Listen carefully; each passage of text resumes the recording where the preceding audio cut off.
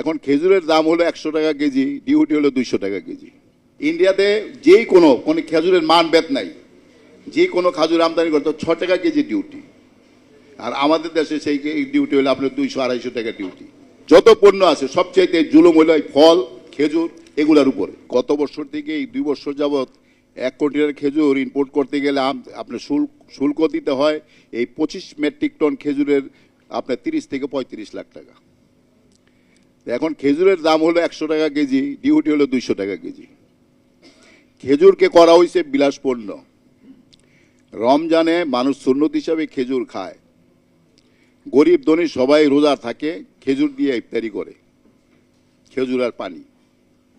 এইটার বিলাসপূর্ণ কিভাবে হলো, আর এটা কি মূল্য এত করা হলো, এটাকে ডিউটি এত ধরা হলো, যেটা এখন এমন হয়ে গেছে যে এটা যারা ধনী তারাই খেতে পারবে। তাদের যুক্তি হলো বাতিল একটা স্টোর আছে